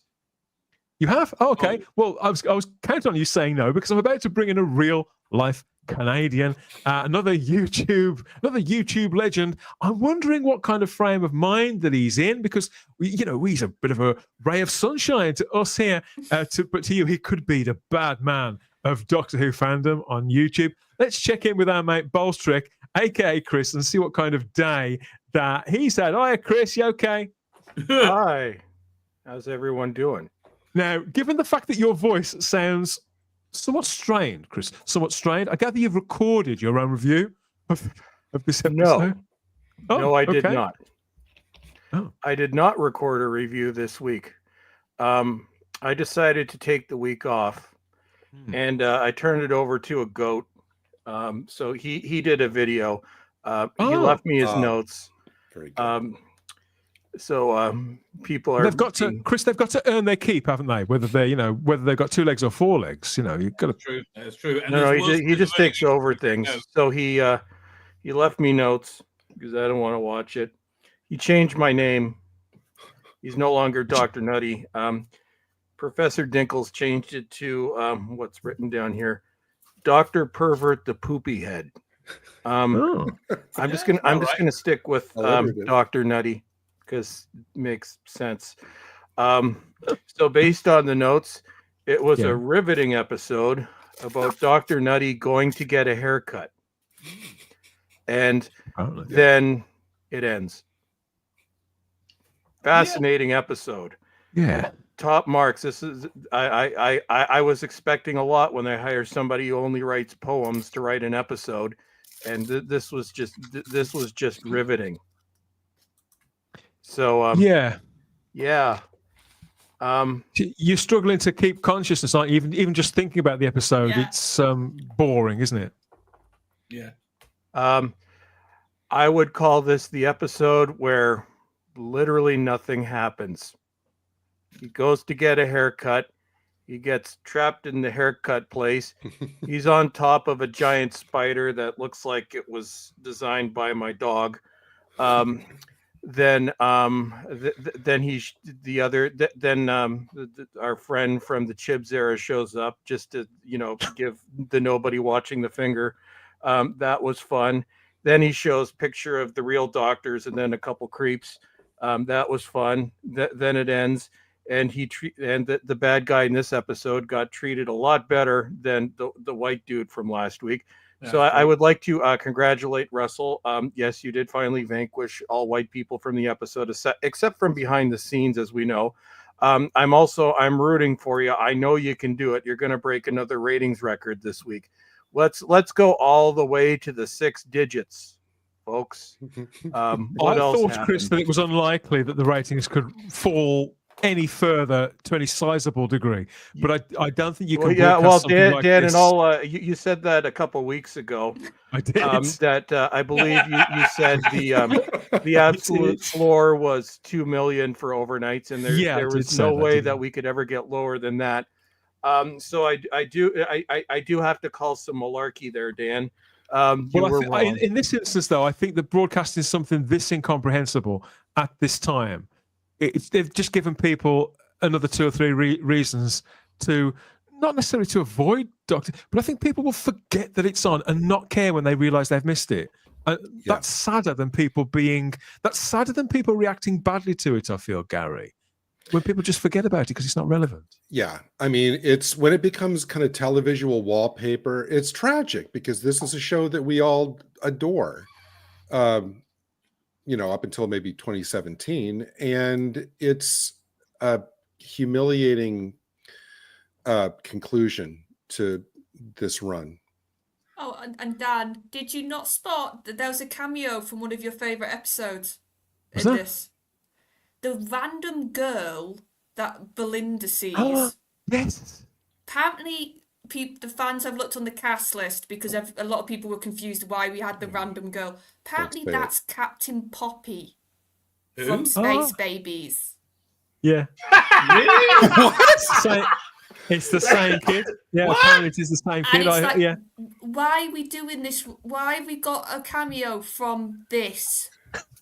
Like, why remind us? Yeah, exactly. That means they're back in the finale. I think she was meant to be the girl, the woman character in the barbershop when she was a young girl. But I'm not. I haven't given it much thought because it's all a load of incomprehensible bollocks. So I'm not going to waste any more sort of wear and tear on my brain to make head or tail of it. But I got the impression it was meant to be a spectre of some kind of her. But who Apparently, cares? people have looked on the cast list and it's named as that character. Oh, it's named as Captain Oh, Poppy. really? Yeah. Wow. Okay. What impact, if any, do you think this episode will have on Doctor Who? None. Not at all Nobody's whatsoever. watching it. Yeah, I Simply mean, not a the best thing going in its favor is no one's watching it. Honestly, the worst thing they can do is have people watch their Doctor Who. Yeah. I mean, it killed EastEnders. It's that people finally got the message that EastEnders was unwatchable garbage, and they all stopped watching. Thank you, Brits, for paying for this brilliant piece of work, says Terrified Monk. It's a gift to the world, Monk. Our pleasure, our pleasure. Whereas Frankie, in his AI jukebox, says Doctor Who is turned into the show about nothing. Just like you could say maybe an episode like this actually, what am I talking about? In a season of 13 episodes, this would be pretty unforgivable. Yeah. The script wasn't finished. I mean, the bottom line is the script just wasn't finished.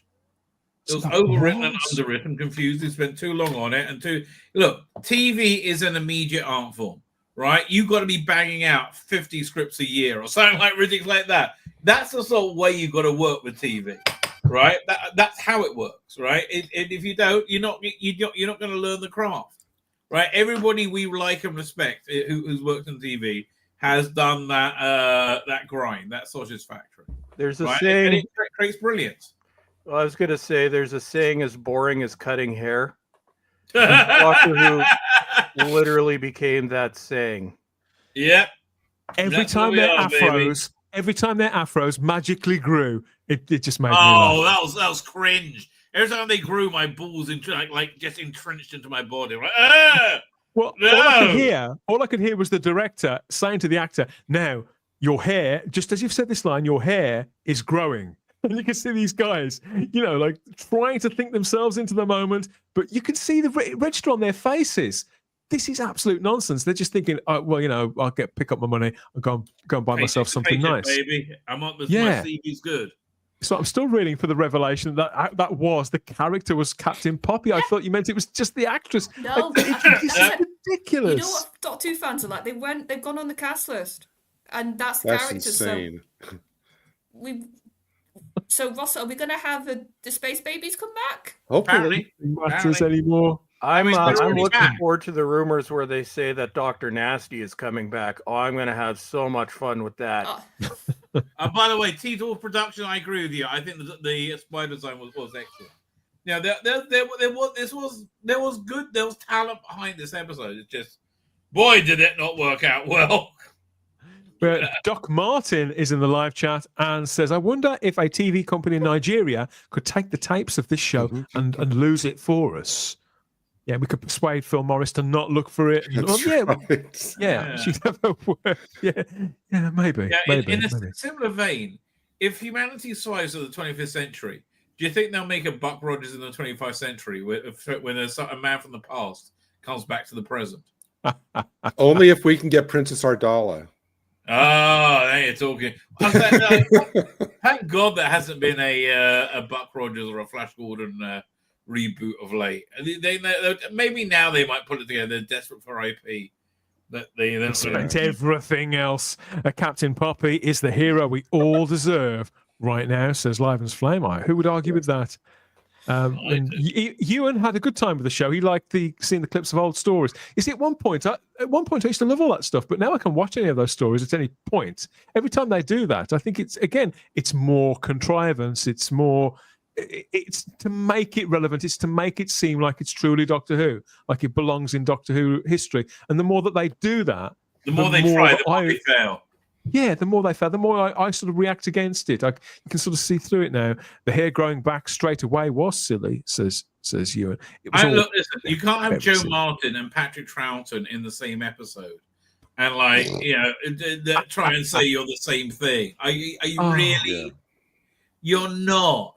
The more you say it, the more we know you're wrong. Oh yeah, but I just watching that, I was just like, and I do you know what it made me think? I just thought, oh, that's nice. I could be watching like The Rings of Akatan. I'd rather watch that. Thank you very much. Same story. Yeah. Because it's the same resolution. Like, once again, this era, it cannot do a conclusion to its story to save its life. Yeah, you're right. The exception was the well at this point. Yeah. Oh, it really is an exception. We've got Philip Roy in the live chat. Doctor Who himself is about to meet the Scorpion, never mind the Spider, but he has taken a few moments to drop us a comment and say, to be fair, Dan, I sometimes think that my nose hair grows that fast. Yeah, well, that does happen when you get older. That's true. Rob said masturbate to nostalgia bait. If you want to do that, watch the Romans, right? There's a lot of that. I just watched the Romans. It's fabulous. And also when you watch it, try and understand that the Doctor has just tried out some insane Gallifreyan crystal meth, and he's off his face on the whole episode. Then it all makes sense. But the Barbara being kidnapped and sold into slavery, and then all these very light flouncy dresses. All I'm saying is great television, baby. Great television.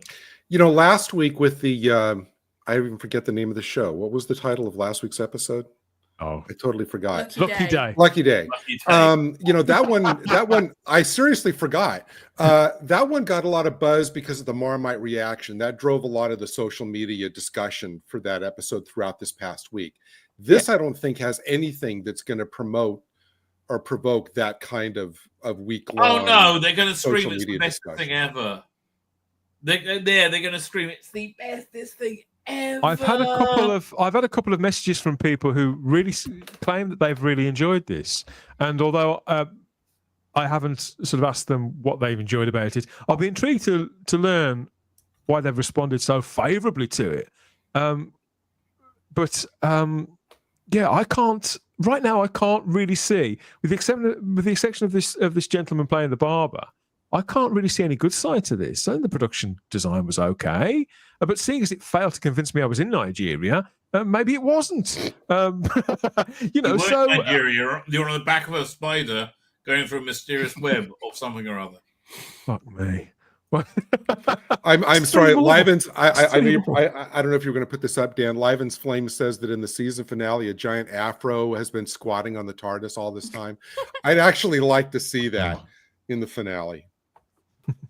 Well, that would make sense. Then it will Incel Day, says Ian Scales. The science of hair cutting powering space travel takes more than calling it fantasy. Swallow offers Cyberman strikes. Thank you, Matt.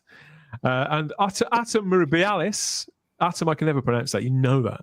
Atom, welcome back. He says this episode felt like a mashup and rip-off of ancient African lore, Afrocentrism with respect to the hair and ring world. I was half expecting the spider to be on top of elephants and a turtle back. Obviously, it's deliberately exploring. It didn't explore anything really. It's linked to African lore, and again, personally, several of us here have said that's fine. Don't it's fertile ground, it's viable ground. But yet again, they've stuffed it. They've stuffed it right up. Got Donald in the live chat as well. What, the Donald? Apparently so. Yeah. I'm the captive now. That is funny. And Doc Martin would rather watch Time and the Rani. Well, who wouldn't? I would rather watch Time and the Rani. Who wouldn't? Bonnie Langford is hot in that episode. And I love how she planks. I think she's the first person ever to plank on TV. Bonnie Langford was hot in Time and the Rani. Oh, yes, she is. She's in these really tight jumper things. It really works. Wow. And she's so earnest and bubbly. Yes. Yes, I can't quite see that myself. Look, these guys, they went missing. The entire barbershop went missing. All Sense and Reason seemed to go missing as well. Plots, was long gone. And I suspect the viewers may not be that far behind for this. I think this is going to prove very costly for the show at this time. You could say they've all been costly, but this one in particular will have sent people away in their droves. Thank you, everybody, for all the comments so far. The spider was shown in all the trailers, but it wasn't the monster we all expected. Just a travel machine. What a waste of horror potential. Oh, was it? Okay. Yeah. I had visions of this being a kind of quasi Sapphire and Steel kind of supernatural mystery that was isolating, that would prey on your mind all week until the next episode. Now I will have forgotten. In all sincerity, I will have forgotten all about this by Monday morning. The tension. It was just like they had the whole thing of like, oh, what's powering the machine at the beginning? Like, who's the barber? Like, why does he need stories? And then so they had a tiny bit of tension at the beginning, and then because of the format and the way it was presented and the execution, it just all disappeared. And like you said, we all got bored. Like, that's the last thing you want when you're meant to have a sort of horror maybe, or sort of spooky or tension sort of episode, which is what this got sold in the trailers. Because we're all hankering as well, aren't we, Charlotte? How many times have we said it? We do want new writers to come to this show. We want the production team to bring through new talent. Personally, I don't care wherever they reside in the world, whatever backdrop they're from. If they've got stories that are worth telling, I want them to be played out on Doctor Who. But they've got to be appropriate for the show, and it shouldn't compromise the show, the series' kind of own personality to get them on screen, just because it was bogged down. I'm going to use the phrase again, bogged down with mumbo jumbo. If you remember the opening speech of the TV movie, the Paul McGann TV movie, the Doctor sort of drops a load of lore, doesn't he? There's a voiceover from Paul McGann, isn't there? He says, "Oh, it's on my home planet of Skaro that the Daleks and the Master and he just comes out with a load of stuff." And to me, that was if you didn't know anything about Doctor Who, that's mumbo jumbo too. I'm a big Green Lantern fan, the DC Comics Green Lantern, the movie that Martin Campbell made with Ryan Reynolds 10, 12 years ago. That was the same, just loads of mumbo jumbo, loads of shit, and people just couldn't take it in. This is the same thing. It's got all of the same problems, but it has none of the momentum and the vitality of Doctor Who, particularly Doctor Who that we should be served at this point in the second half of a crucial, I could say make or break season, Gary. But it's broken. It's broken. It's not make or break. Yeah, I mean, joy to the world. My own personal 6-word story after watching this episode was, I really can't take much more. Yeah. 3 more. That's my 6-word story. Why the fuck do I bother? I don't know. I really, really don't. Oh, damn. I am feeling perhaps a little more black pill than usual, because I'm staring at what's awaiting us in 7 days' time and seriously weighing up whether it's worth my time or the wear and tear on my own sort of psyche watching it, never mind reviewing it. So I am kind of low level dreading that. I do like to watch Doctor Who without prejudice. It's not going to be possible for me next week. But with this, it's genuine. In all fairness, it's genuine disappointment. I think this could have been something special. This could have been something idiosyncratic, something that the series does need at this point. And in the end, it's just missed at every single level. I was hoping somebody in the live chat would have some positives. But please do, if you're watching this later, hit us in the comments section. Oh, that's good. Those are good. Thank you, Flame. Apart from Hewan, nobody seems to have enjoyed it, and I'm well aware that negativity does play a lot better on YouTube. The people love it. Hello. Well, Dan, let me ask you. You normally have some people who are definitely more on the positive side. Come on. You think they were nervous to come on because they didn't they're just like, there's no way we're defending this. There's just like really. Well, none of the others were free. So, and since I haven't spoken to the other Type 40 panelists or our sort of what would you want to call it? Our regular guests. I don't know how any of them felt about it. I'm intrigued. I am intrigued to see how wide a fan have taken to this. I will go so far as to say that, and I'm serious about this. If this writer if they do a Target novelization of this story written by him, I would read it because I think there's probably a lot of great concepts that he had that could work in that form that just got totally deep sixed because of trying to shove it all into 45 minutes. Yeah, no, this wasn't a 45-minute story. Again, this is a story that really they could have played out over 2 seasons. I suspect we'll never know. Everybody will never know. I mean, they seem to have had fun making it. Great, I suppose. I like to see people having fun, but usually if they've delivered something I've enjoyed, I don't begrudge it them. Okay, you know what would have been really way better? That they were that the Doctor knew they were on a spaceship, like powered by the power of barbershop, right? And sometimes they're on a spacey mission and they need his help with a space problem. But at the core, it's still the barbershop is the crew of the station, of the ship, or whatever. Oh yeah. That would have worked. Again, just tethering it to Doctor Who. Somehow. As we sort of cling on. I mean, it didn't, and there's still no elephant fighting a Dalek. Still. We're not getting Daleks. Dan, I was just thinking it's really interesting. We spent a lot of time on Thursday in the diary talking about Fort of Doomsday because it was director John Black's birthday, and Simon led us through that. Yeah. I actually think that Fort of Doomsday, seriously, because I really love Fort of Doomsday. I actually think that did multiculturalism a lot in the time than this episode. No, even for today, you actually got to learn other cultures as well. By the way, if you like Fort of Doomsday, Cunning Monkey has done a new effects version where it's free on his website. Cunning Monkey. He's great, this guy. I looked that up after Rabbi mentioned it last week. It took me a while to figure out the spelling, but he has great stuff. So there's this. He redoes the effects of the awful effects when he throws the cricket ball against the ship and bounces.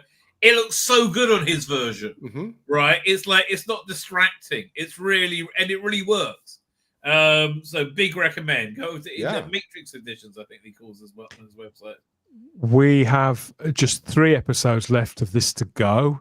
I'd forgotten all about these various landmarks floating off into space and the calendar. It looks like they've forgotten all about it as well. So, Christy's such thin stuff. They really have dropped the ball with all of this. Even, I've been the first to admit, I really enjoyed the first episode, but I know it wasn't just dropped the ball. They impaled the ball with a stick.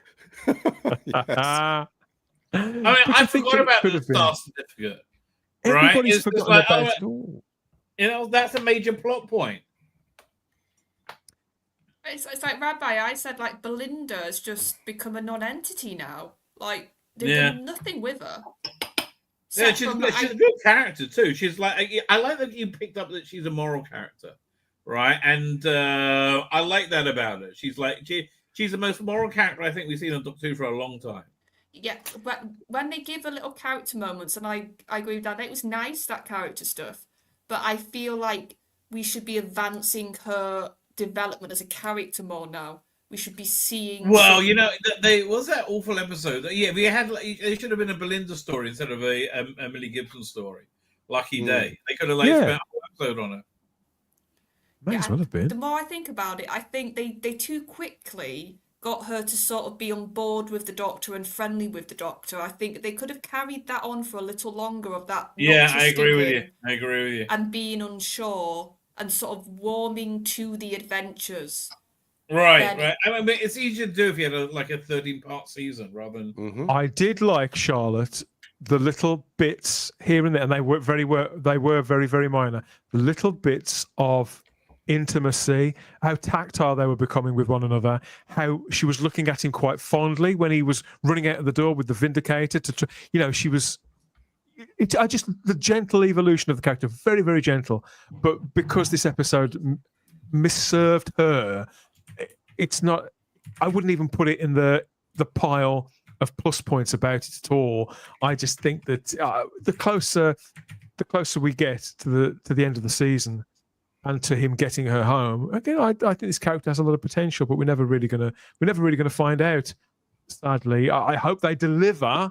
I've got no hope for next week, but I hope they deliver something that's at least tangible and affecting and fitting to round it all off with in 3 or 4 weeks' time. So we've passed the halfway mark now. There's another 3 left to complete the season, maybe even conclude the whole of Doctor Who. Time will tell. So there's another one coming up next week. The Story and the Engine is streaming now, of course, on the iPlayer and Disney Plus globally. There, get over there. They need all the help that they can get. Further episodes are going to drop for the next 3 subsequent Saturdays as well. Type 40 Live will be watching. Make sure you're subscribed and notified. Hit the cluster bell to get all those notifications as always, and leave us some comments with whatever you think about the Story in the Engine once you've managed to process it a bit. Is it possible? Now, I suggest you start watching Type 40 because I can't. I've got to watch this little blighter. The jobs are... I'll have less of that from you, thank you very much. Know your place. Know your place. Look, if I have to run up a flight of stairs, you come and find me. I'll be in the lift. That's going to the bottom of the floor then. Keep watching Type 40. There's good chaps.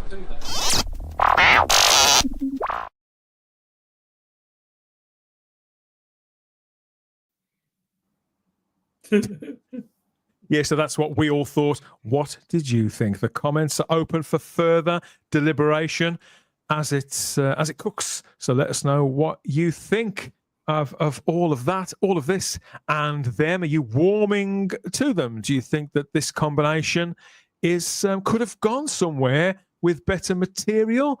Or is this really a case of too little, too late? Which I think that could actually be the motto, the slogan for this series. Never mind, get her home. Too little, too late. This little lot's coming next week. Get rid of him. This is coming next week. The Interstellar Song Contest, of course. This is the one I've been dreading. There's no way of dressing this up. It's written by somebody absolutely reprehensible. It stars a complete goof. Heaven knows how he's got a TV career. That's all actually happening, everybody. Chris, I seriously am weighing up whether I'm even going to watch it. Never mind review it. This is going to be a frigging car crash. The more the better.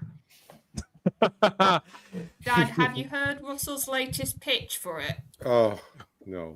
That it's your vision meets Die Hard. They taking out a gag order on him yet? We're shooting out. The shooting out was taking on the Bruce Willis role. Really? Yeah, so we want your comments still about this episode, of course, the story and the engine. Drop us a comment in the comments section. It does what it says on the tin, or you can reach out to us through our social media, Instagram and X at Type 40 Doctor Who, as always, or you can come and join in the Type 40 Facebook group. Dedicated review threads of every single episode that roll on and roll on and roll on until we get the next one. Or you can leave us a message over on Speak Pipe there. This is for across the podcasts and the video content. You can be part of Type 40 from the palm of your hand. Record us a message, a prediction, a question, any feedback whatsoever, and we'll get back to you. Could be included in the show. But Type 40 Live is your companion to this season, the final season, maybe for better or for worse, with no party lines, no beefs, no bullshit, and plenty of room for all opinions, as always, with the best in news, views, banter, nostalgia, and discussions. 8 p.m. every Monday and Thursday UK time on Rumble, X, YouTube, and Facebook. Okay. thank you, everybody, for your company. We've got some great comments over there. I think people have been venting quite a lot, which, it's fine. It's fine. They can. But, yeah, what a night. What an episode. So you haven't recorded your video review yet, but Professor Dinkles has stepped in. So when can we expect to hear Dinkles and his hot take? Oh no, that video's been up for about an hour. It's dying a quick death in the algorithm. So go watch the goat. He's having fun. Oh yes, and Frank makes an appearance. So this is Frank's debut on the channel. Pray for Frank. So we didn't get any giraffes, Gary, but Chris is bringing the goat. So yeah. Yeah. Well, I was just thinking Chris could probably go ahead and pre-record his review of next week's episode already. He doesn't actually have to wait to see it. You have to experience the awfulness of it. Oh, okay. Yeah, no, nothing can prepare you. Please, it's like looking into the heart of the vortex. Nothing can prepare a mind for seeing that. Oh, it's going to be glorious. I'm in it for the ratings. The ratings are my favorite show now. Well, as in the chat, supposedly, I hadn't heard this. Supposedly, I guess Russell has said that the Eurovision episode's going to have like major canon changes and going to be very divisive. It's like, oh Lord. Oh, really? Well, that was going to be divisive. When there's only how much more damage can they possibly do? And then there's the fact there's only 2 episodes to come afterwards anyway, where they're going to rewrite reality. So at this point, who cares? It's all a load of old bollocks. And Charlton will be gay lovers. Well, they do have the AI, and they are recreating things. And unfortunately, 3 doctors are no longer with us, and 2 of them have completely denounced the role. So with AI, if they find some malarkey in there, they could do some really bad stuff, like bad stuff. Don't give ideas, then, folks. Thanks for that. And just use your heads. I'm not going to say anything because it's horrifying, but just use your imaginations and think about what they could do to poor Hartnell again. Oh, it was in tonight's one. I think overall, we were all fairly, on average, pretty mellow for tonight's episode. I don't think that's going to be the case next week. I don't think that's going to be. We just got used to it. Yeah. Like, this is the reality. Like, it's like the horror, the shock and the horror is over, and we're like, it's the mundane of the we got. Well, like I said, I didn't actually have to watch this one. I'm just going by the notes. You delegated it. Yeah, well, he finished it with a frowny face. He did not like the episode. So maybe I'll have to go back and check out Dr. Nutty Gets a Haircut. I don't know. It sounds like a children's book. On the off chance that people don't know where to find you, Chris, we've put the social media up there on the screen at Bolstrek. But the channel people have already seen the video, so we've got several comments there. Lots of your fans, the Bolstrek Massive, are in the live chat. So get over there and see what Dinkles has got to say. Because Chris has had the week off. Rabbi, thank you for joining us as well. Yeah, I gather you've given your instant reviews. I dare say there's more to come from you over the week, isn't it? Yeah, I'm doing a deep dive review tomorrow, but I might have to rewatch it because I just don't understand it. Oh wait, I got a comment here. I don't see this in Dinkles' notes, but apparently there was no crying this week. Oh yes, I was going to mention that. Who cares? Again, because it's an African episode, and he's not allowed to cry. Right? There's no gay this week because there's an African episode. You couldn't be gay. Those 2 cultures don't go together. They'll make up for it next week. Oh yeah. Oh yeah. Lots of gay crying. God. Yeah. Cheers. They're going to have an AI William Hartnell up there doing a dance and singing. In fact. This is what they'll do. They'll take the likeness of the first 3 doctors, and they'll do a little sing-along about Dr. Nutty and how sexy he is. And yeah. Yeah, but like 3 weeks later, they'll do it with gay porn. Okay, so don't let them get started. Yeah, they could do that. They could literally. These are some twisted people. Rabbi just gave them an idea, and I did not give them that idea. My idea was singing a song. He is he has just recommended something that no Well, they soap can will sing a ever song wash while from they your do that, I eyeballs guess. as long as you live. Gentlemen, you're not selling me on this pitch at all, I have to say. Go back and watch all the classic Who on Blu-ray. Fuck this, says Lord Thop. I have to agree. Garbage. Yeah, I agree with you, garbage. Canon changes again. Who cares? None of this matters anymore. Doctor Who has been malformed so much by these hacks, these activists, and these degenerates that really, what is there left of it?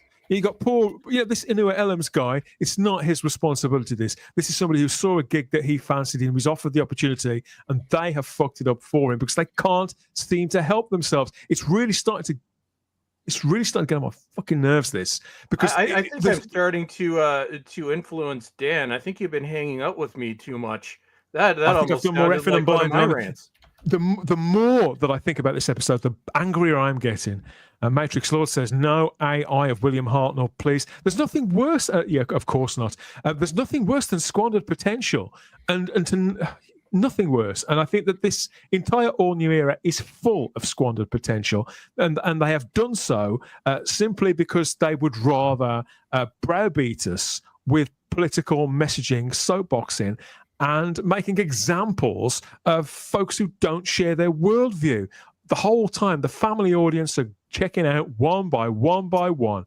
They've only got themselves to blame if this affects their careers, the people involved in this. Yeah, okay. We have Lucy in the live chat as well, and lots of other people. Yeah, thank you, everybody, for the comments. Doctor Who Season 2 will continue, and we'll be back too. So drop us some more comments. This is where we crank the handle. Gary, Charlotte, thank you as well for your commentary on this. I think we're largely on the same page, aren't we? And I'm not sure exactly when. I think we sort of kind of watched it within the same couple of hours block, didn't we? Yeah. But we all came on kind of stroking our chins and scratching our heads and wondering where it was going to go. And it's not been pretty, is it? But shell shock morphed into anger. Yeah. I am starting to get more. I am starting to get really quite angry about it. And it isn't just this episode. It's the whole thing. It's the squander potential, Charlotte. That's what. So far, this era, it sort of has some good ideas in bits, and it has part of the episodes which sort of you go, right, this is working. Like and then they do something that's just utterly. Yeah, it's like a needle from the record, right? Yeah, it just veers off course. Yeah, And I think what's more frustrating is last series, I feel like it never really kicked off into that second gear enough for me to get in, sort of start to feel like, no, this is good, I'm enjoying it. And here I'm feeling like, considering I'm currently doing my driving lessons at the moment, like I'm going forward, like fast, and then I have to just get pulled back. It's just like I'm a bit everywhere, which is more frustrating, I would say, than just not feeling anything. We're going to leave it with the comment from Richard Brooks here. Been super based. Hartnell first, except no silly substitutes. Thank you to Gary. Hope to see you again next time. I sincerely don't know about the Eurovision episode. We'll have to do a straw poll or something. See how everybody's feeling close to the time. Right now, epic. Dan, everybody is relying on us. Everybody in the chat, everybody watching is relying on this to help them pull them through next Saturday and help them kind of mentally come through the tunnel. Yeah, so we can't let them down. We have a duty of care. I'd rather watch my own autopsy than sit through that. But okay, listen, drop us some comments by all means. Let us know what you think of it. You may have enjoyed it on whatever level. And sincerely, as ever, genuinely, all opinions are welcome. It just so happens that we all fucking hated it. So listen, please enjoy the rest of your weekend. If you are already into your next week, have a great one. We'll see you Mondays and Thursdays from 8 p.m. here on Type 40 with Type 40 Live on UK Rumble, Facebook, and on X.